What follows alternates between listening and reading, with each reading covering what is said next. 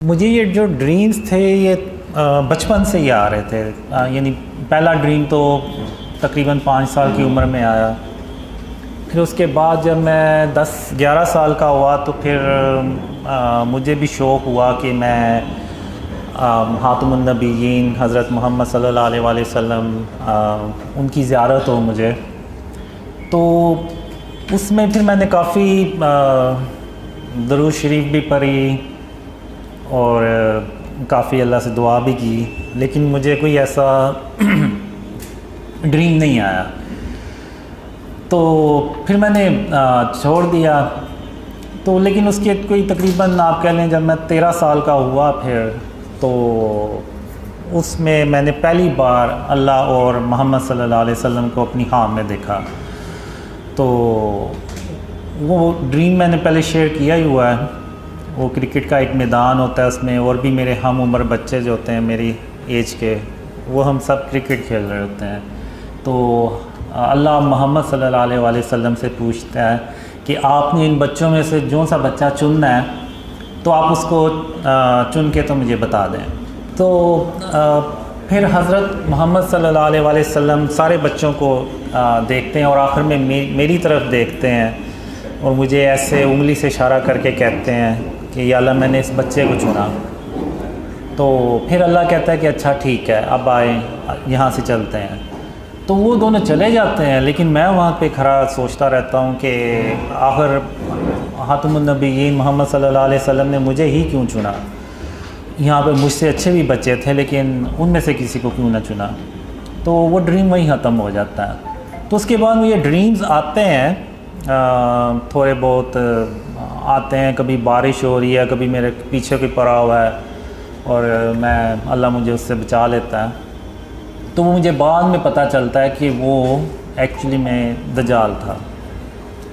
तो फिर जब मैं 17 साल का होता हूँ तो ये जो ड्रीम्स का जो सिलसिला है ना, ये कंटिन्यू होता है। यानी ये चलता है। तो उस वक़्त से ये चला हुआ और ये आज तक मुझे जो ड्रीम्स है ना वो आते हैं। यानी मैं अगर मैं सोया हुआ ना, कोई 15-20 मिनट के लिए भी मैं सोता हूँ तो मुझे कोई ना कोई ड्रीम आ ही जाता है छोटा मोटा।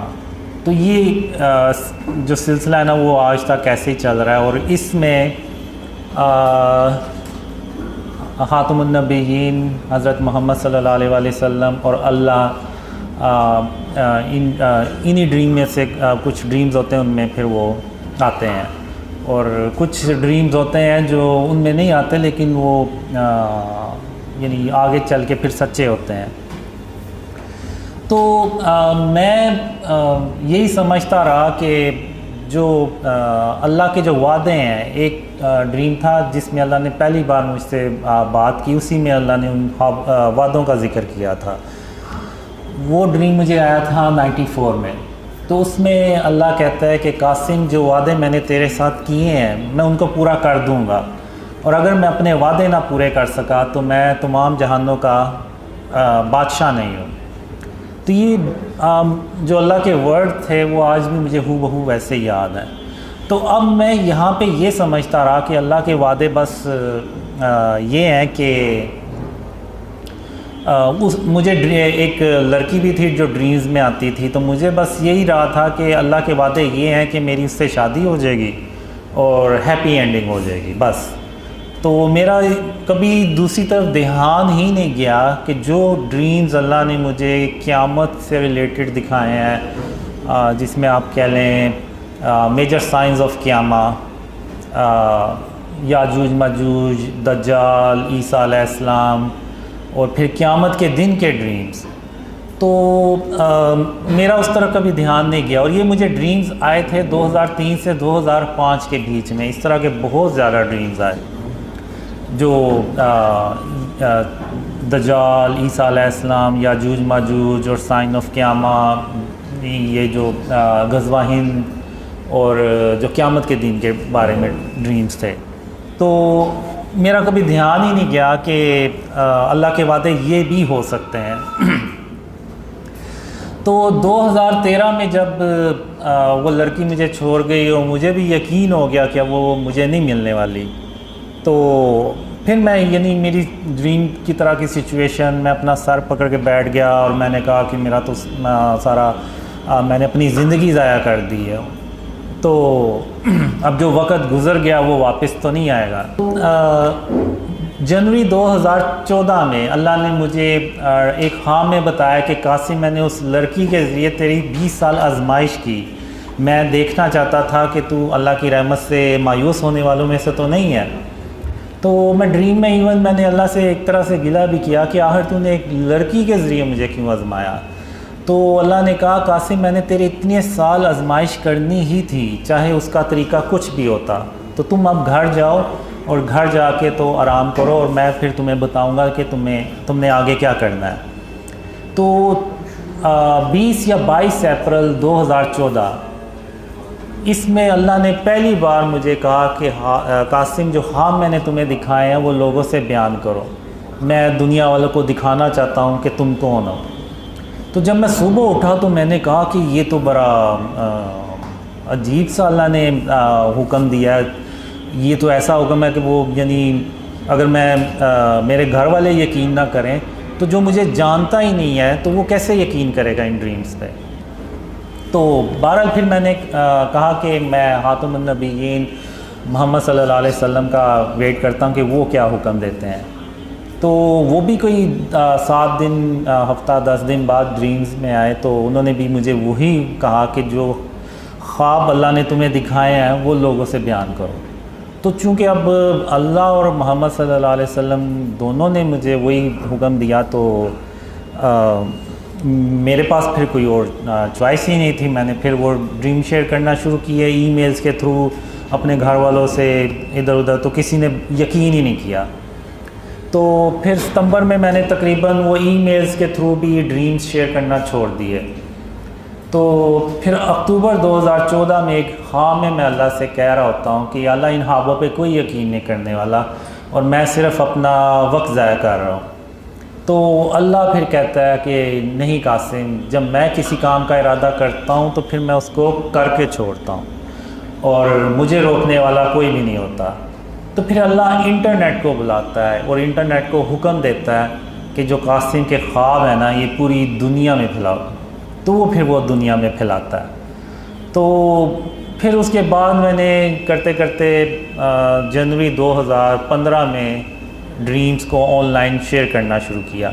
वो भी एक तो इस ड्रीम से मुझे थोड़ा सा आइडिया हुआ और दूसरा ये था कि कोई दिसंबर के शुरू में खातमुन नबीयीन मोहम्मद सल्लल्लाहु अलैहि वसल्लम ख्वाब में एक ही रात में 2 बार आए और उन्होंने मुझे यही कहा कि कासिम, अपने ख्वाब लोगों से बयान करो, पाकिस्तान को बचाने के लिए, इस्लाम को बचाने के लिए।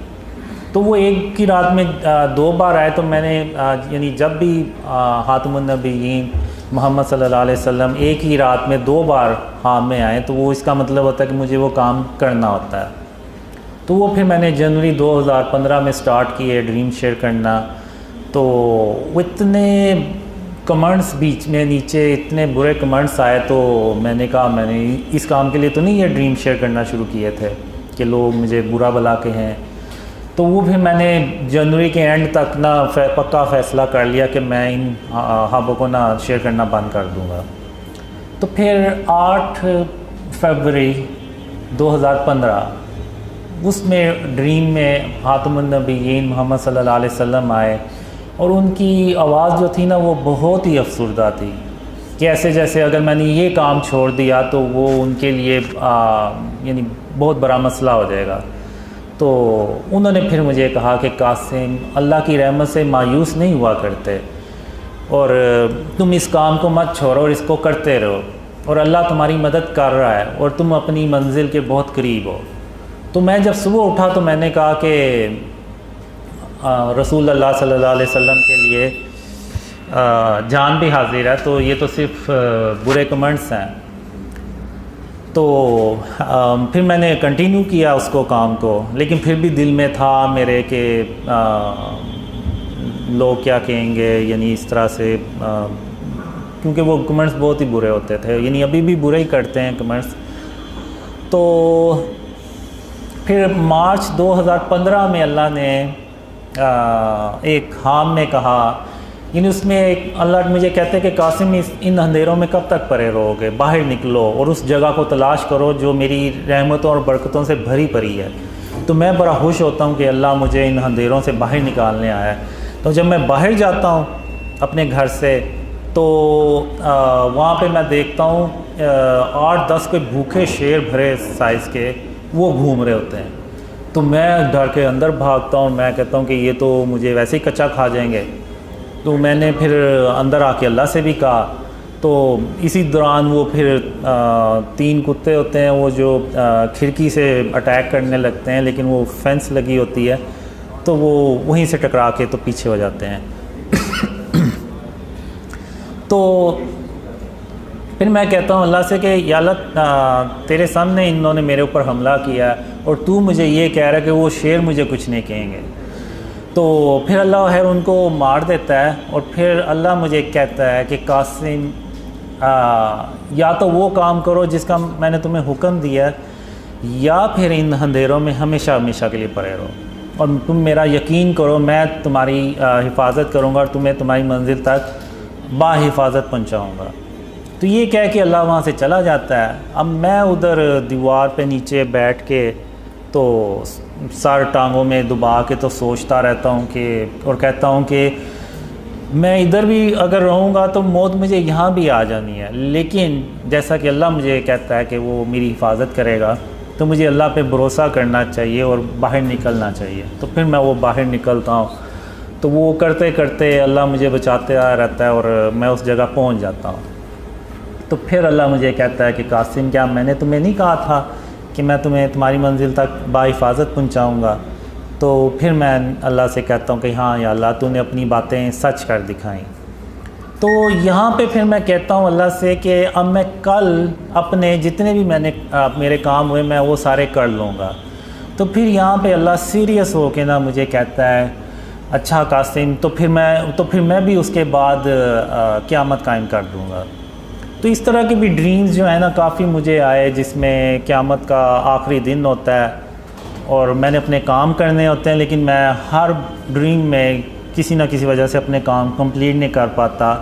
लेकिन अल्लाह अपनी रहमत से क़यामत कायम नहीं करता और एक और दिन देता है जिसमें वो फिर मैं उससे अगले दिन जो होता है ना वो अपने सारे काम कंप्लीट करता हूँ। तो फिर जब अल्लाह ने मुझे ख्वाबों का हुक्म दिया शेयर करने का तो फिर मैंने सोचा कि कहीं अल्लाह के वादे वो तो नहीं है जो मुझे एंड ऑफ टाइम से रिलेटेड आए थे जिसमें हम ईसा अलैहिस्सलाम से जाके मिलते हैं और फिर वो क़यामत के दिन के ख्वाब। तो मैंने कहा हो सकता है अल्लाह के वादे जो है ना वो हों। लेकिन फिर भी जब मैंने ड्रीम शेयर करना शुरू किए तो मैंने कहा बस 2-4 लोग यकीन कर लेंगे, इससे ज़्यादा नहीं करेंगे। तो लेकिन फिर अब आज मैं देखता हूँ दुनिया भर से लोग ड्रीम्स पे अल्लाह की रहमत से उसकी मदद से बिलीव कर रहे हैं, ना सिर्फ बिलीव कर रहे हैं बल्कि एफ़र्ट्स भी कर रहे हैं, उनको आगे ड्रीम्स को फैला भी रहे हैं। तो मेरे लिए तो ये मौजज़ा है अल्लाह का, आप माने या ना माने, क्योंकि आज के दौर में जब हर कोई अपने काम में बिज़ी है, किसी के पास यानी इतना टाइम ही नहीं है कि इन चीज़ों की तरफ ध्यान दे।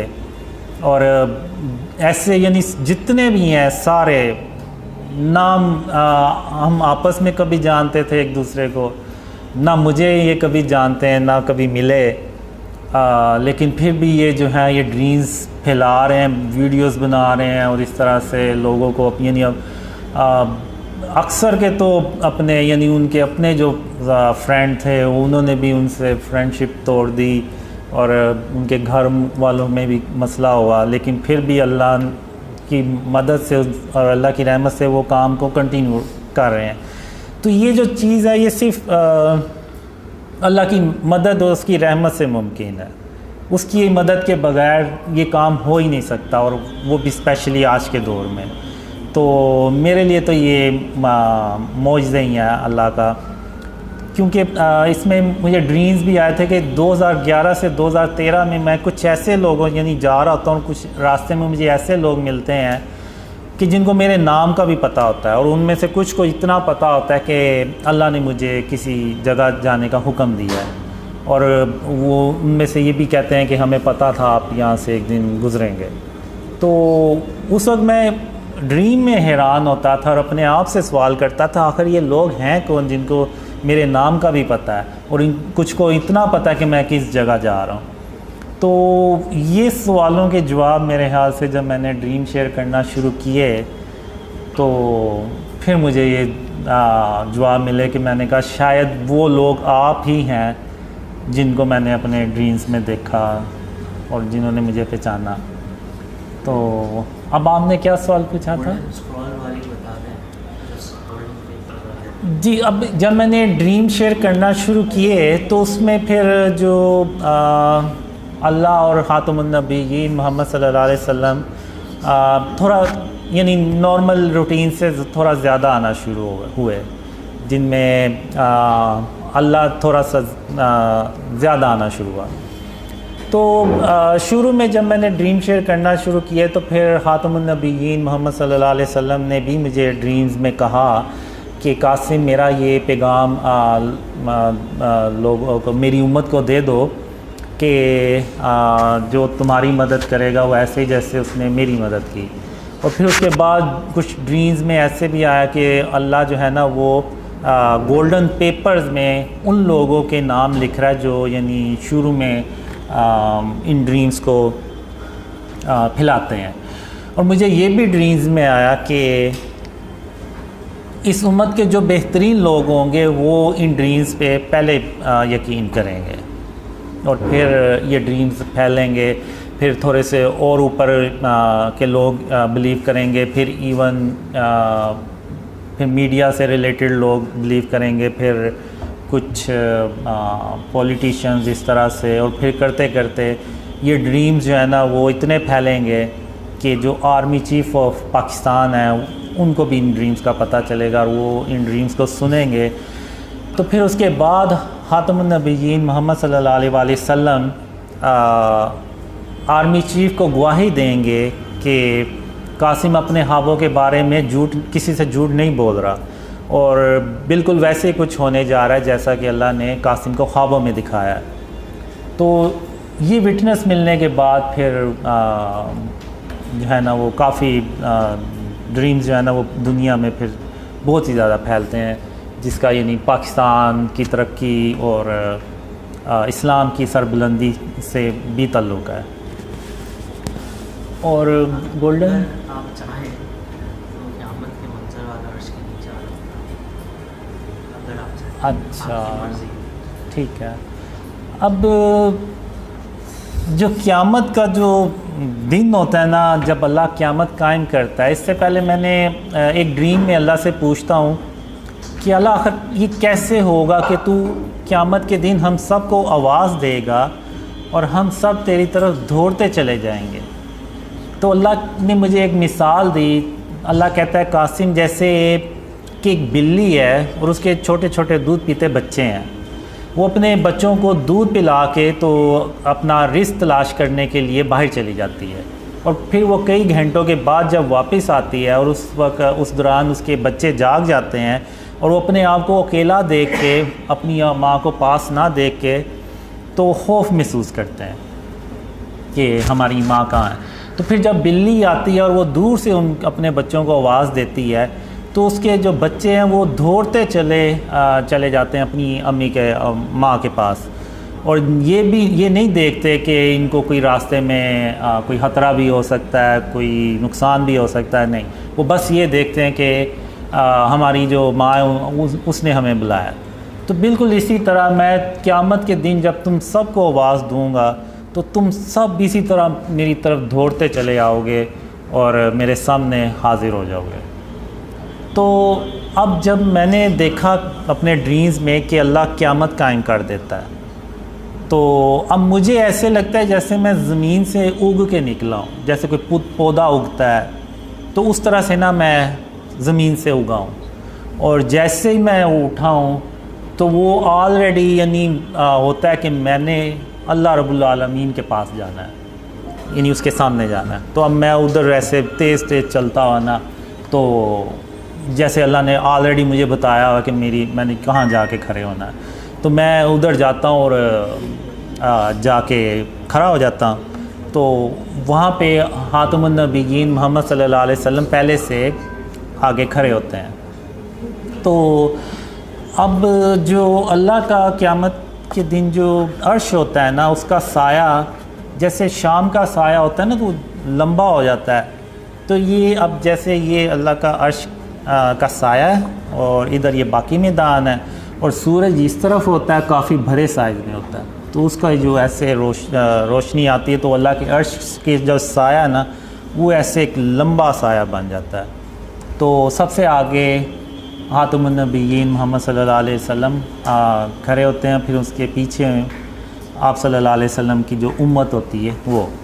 फिर जब उसके बाद फिर हज़रत इब्राहीम अलैहिस्सलाम और उनकी उम्मत के लोग होते हैं। फिर उसके बाद सारे दर्जा बदर्जा अल्लाह के नबी और उनके उम्मती होते हैं। तो जो मैंने ड्रीम्स में देखा है, हातमुन नबिय्यीन मोहम्मद सल्लल्लाहु अलैहि वसल्लम की उम्मत की जो तादाद है वो बहुत ज़्यादा होती है बाकी नबियों की उम्मतों से। तो मैं यहाँ पे खड़ा हो जाता हूँ और मेरे साथ वो लोग होते हैं जो दुनिया में साथ होते हैं। तो अब मोहम्मद सल्लल्लाहु अलैहि वसल्लम यहाँ पे अब हमसे ना मुलाकात करने आते हैं। तो वो जितने भी लोग होते हैं वो सब हातमुन नबिय्यीन मोहम्मद सल्लल्लाहु अलैहि वसल्लम उनसे इन पर्सन मिलते हैं और वो कहते हैं कि आपने दुनिया में कासिम के साथ रहे और इस्लाम और यानी उस पर यानी उस जो ड्रीम्स आए थे उस वक्त मुझे, तो उस वक्त मुझे नहीं पता होता कि हमने ऐसा आखिर क्या काम किया है कि हातमुन नबिय्यीन मोहम्मद सल्लल्लाहु अलैहि वसल्लम हमसे मिलने पहले आए हैं। तो बहरहाल उस वक्त तो मुझे नहीं समझ लगी, लेकिन आज अब तो समझ लगती है कि वो शायद इस्लाम की सरबुलंदी से मुतल्लिक ही काम होगा। तो हातमुन नबिय्यीन मोहम्मद सल्लल्लाहु अलैहि वसल्लम फिर हमें कहते हैं कि आज अल्लाह जो है ना आपको खुश कर देगा, अल्लाह अपनी रहमतें और बरकतें आप पे नाजिल करेगा। तो इस तरह से मैंने ना वो ड्रीम में देखा, और उस वक्त मैं ड्रीम में भी यानी ये सोच रहा होता हूँ, हैरान हो रहा होता कि हमने आखिर दुनिया में ऐसा क्या काम किया होगा कि हातमुन नबिय्यीन मोहम्मद सल्लल्लाहु अलैहि वसल्लम खुद हमसे मिलने आए हैं। तो वो इस तरह का ड्रीम होता है। तो उसके अलावा भी काफ़ी ड्रीम्स होते हैं, यानी उसमें ये जो एरिया होता है इधर सारे कुफ़ार होते हैं खड़े हुए, और उनके गर्दनों में और पूरा जंजीरों में जकरे होते हैं, और ऐसे यानी कि उनके ऊपर ये आज जो दिन है ना वो बहुत भारी है। तो और उनके लिए कोई छाँव नहीं होती, और इवन ज़मीन भी उनकी तप रही होती है, और ज़मीन से भी जो है ना वो उनको तपिश महसूस हो रही होती, मिल रही होती। तो इस तरह से वो ड्रीम। गज़वा हिंद, ये जो जंग है ये मैंने अपने ड्रीम्स में बहुत बार देखी है। तो अब ये जंग ना हम पे मुसल्लत की जाती है बेसिकली। हम कोई यानी हमें शौक़ नहीं होता कि हम ये जंग खुद से करें। हम यानी पाकिस्तान में पाकिस्तान अल्लाह की रहमत से तरक्की कर रहा होता है, और अल्लाह की रहमतें और बरकतें पाकिस्तान पे नाजिल हो रही होती हैं। तो हमें तो ज़रूरत ही नहीं होती कि हम है किसी से जाके तो जंग शुरू कर दें। अब होता ये है कि मिडल ईस्ट में जो जंगें हैं ना वो हो रही होती हैं, जिसमें तुर्की और अरब कंट्रीज़ जो है ना वो बहुत बुरी तरह से तबाह हो रहे होते हैं। तो हम ये करते हैं कि उधर जो मुसलमान होते हैं उनको जितना ज़्यादा से ज़्यादा हम पाकिस्तान में ला सकते हैं लेके आते हैं। इससे पहले मैं थोड़ा सा ये बता दूं कि जब आर्मी चीफ़ को गवाही मिलती है मेरे ड्रीम्स के बारे में, तो फिर उनको भी आर्मी को भी यकीन हो जाता है कि जो पाकिस्तान है ना इसका जो एंड ऑफ टाइम में और आगे जो इवेंट्स आने हैं ना उसमें बहुत अहम की रोल इसने प्ले करना है। तो उस सिलसिले में फिर पाकिस्तान में रिफॉर्म्स होती हैं, जिसको आप कह लें कि इस्लामी सदारती निज़ाम जिसको आप कह लें। तो इस तरह से ना वो चेंज होता है सिस्टम। और जो दूसरा सवाल आपने पूछा है तो वो पाकिस्तान जो अल्लाह ने मुझे ड्रीम्स में दिखाया है कि जब तक हम शिर्क और उसकी इक़साम से पाकिस्तान को पाक नहीं करेंगे तो अल्लाह की मदद भी नहीं आएगी। अभी होता यह है कि हम जो भी प्लान्स बनाते हैं तो उसमें अल्लाह की मदद हमारे साथ नहीं होती, क्योंकि शिर्क जो है ना वो पाकिस्तान में जगह जगह भरा पड़ा है। अब शिर्क सिर्फ ये नहीं है कि अल्लाह के साथ किसी को शरीक ठहराना, ये जो स्टैचूज़ हैं, बुत हैं, आर्ट और कल्चर के नाम पे जो डेकोरेशंस बनाए हुए हैं और जो तस्वीर हमने बड़ी बड़ी बिल बोर्ड्स पर लगा के रखी हुई हैं, ये जो फ़िज़िकल चीज़ें हैं ये आपको जगह जगह नज़र आएंगी, ये भी फॉर्म ऑफ शिर्क है। अब मक्का जो काबा है उसमें 360 जो थे वो बुत ही पड़े हुए थे, तो अब वो बुत वो वाले हों या जो आज के दौर में बुत बनाते हैं आर्ट और कल्चर के नाम पे वो हों, वो सब सेम ही है। उनकी जो प्रेजेंस है या उनकी जो वजूद है वो वही है, सिर्फ शक्लें डिफरेंट हैं और तो कोई मसला नहीं, और तो कोई डिफरेंस नहीं है। तो अगर आप देखें तो आज के दौर में आप एक टाउन से 360 से ज़्यादा इस तरह के स्टैचूज़ निकाल लेंगे। तो ये जो चीज़ें हैं ना ये सब फॉर्म ऑफ शिर्क में आती हैं। अब इब्राहीम अलैहिस्सलाम ने बुतों को तोड़ा, अब नौज़बिल्ला उन्होंने कोई उसको करना तो नहीं था लेकिन उन्होंने फिर भी तोड़ा, क्योंकि वो अल्लाह का हुक्म था और उन्होंने उस सरज़मीन को शिर्क से पाक करना था। तो वो तभी होता है जब वो बुत तोड़े जाए, बुत ख़त्म किए जाएं और तस्वीरें ख़त्म की जाएं। अब मैं यहाँ पे ये नहीं कह रहा कि लोग बाहर निकलें और तोड़ दें, ये हुकूमत का काम है और वही करे ये काम तो बेहतर है और उसे ही करना चाहिए, और वही कानून बनाएं कि इस तरह जो भी अपने दुकानों में स्टैचूज़ रखेगा या गैर ज़रूरी तस्वीरें लगाएगा तो उसको फ़ाइन होगा या जो भी। तो जब आर्मी चीफ़ को विटनेस मिलती है तो उसके बाद पाकिस्तान को शिर्क और उसकी इक़साम से पाक किया जाता है और फिर अल्लाह की मदद आती है, और जो हम प्लान्स बनाते हैं अल्लाह की मदद उसमें शामिल होती है। तो पाकिस्तान जो है ना वो तेज़ी से तरक्की करता है, और लेकिन दूसरी तरफ वो अरब कंट्रीज़ में डिस्ट्रक्शन होती चली जाती है और पाकिस्तान तरक्की करता चला जाता है और इंडिया से हज़म नहीं होता तो वो पाकिस्तान पे अटैक करने लगता है। तो उस वक़्त अल्लाह फिर 3000 काले रंग के जंगी जहाज़ भेजता है, और उन जंगी जहाज़ों को देख के तो इंडिया की अकेला पाकिस्तान पे अटैक करने की हिम्मत ही नहीं पड़ती। तो चूँकि अब पाकिस्तान तरक्की कर रहा होता है तो जो दुनिया के बाकी के मुल्क होते हैं ना उनको भी ये फ़ियर आना शुरू हो जाता है कि अगर हमने पाकिस्तान को ना रोका तो ये कल को हमारे ऊपर हुकूमत करेगा। तो चूँकि वो अरब कंट्री में ऑलरेडी डिस्ट्रक्शन कर रहे होते हैं तो वो फिर इंडिया के साथ मिल के तो एक बहुत बड़ी जंग पाकिस्तान पे मुसल्लत करते हैं, तो जिसको कि वो गज़वा हिंद कहा जाता है। जो मैंने ड्रीम्स में देखा है वो शायद 100 झंडे 100 मुल्क हों जो सारे मिल के ना तो पाकिस्तान के ख़िलाफ़ हो जाते हैं। तो अब इस दौरान पाकिस्तान की जो आबादी है वो भी ज़्यादा होती है, क्योंकि लोगों को पता चलता जाता है कि ये एंड ऑफ टाइम और इस तरह से गज़वा हिंद का वक्त आ रहा है। तो लेकिन इसके बावजूद लोगों में ना वो कुछ मुसलमान जो पाकिस्तान में होते हैं उनमें फ़ियर भी होता है कि पता नहीं पाकिस्तान बचेगा भी या नहीं, क्योंकि वो दुश्मन ही इतनी बड़ी तादाद में होते हैं। तो लेकिन अल्लाह जो है वो पाकिस्तान की मदद करता है, और इस जंग में ख़ातमुन नबिय्यीन मोहम्मद सल्लल्लाहु अलैहि वसल्लम खुद फ़िज़िकल शिरकत भी करते हैं और वो उस जंग में मौजूद होते हैं।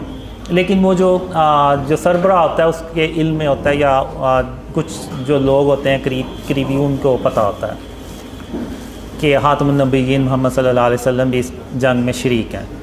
तो अब जो मैंने ड्रीम्स में देखा है कि पाकिस्तान का 10% से ज़्यादा जो है ना वो नुकसान नहीं होना चाहिए इस जंग में, और फिर जब जंग शुरू होती है तो अल्लाह मदद करता है और पाकिस्तान जो है ना वो हिंदुस्तान को ना डिफ़ीट कर देता है। और जो मैंने ड्रीम्स में देखा है वो इतनी ज़्यादा तबाही होती है कि उसमें तकरीबन 80 करोड़ लोग जो है ना वो मारे जाते हैं, जिसमें बहुत ज़्यादा तादाद हिंदुस्तान उनकी होती है। तो उसके बाद मैं देखता हूँ तो जो औरतें, बच्चे और बुज़ुर्ग जो है ना, वो बहुत बड़ी करोड़ों की तादाद में बच जाते हैं। और हम उस जंग में भी खातमुन नबिय्यीन मोहम्मद सल्लल्लाहु अलैहि वसल्लम के जो बनाए हुए असूल हैं जो जंगों में,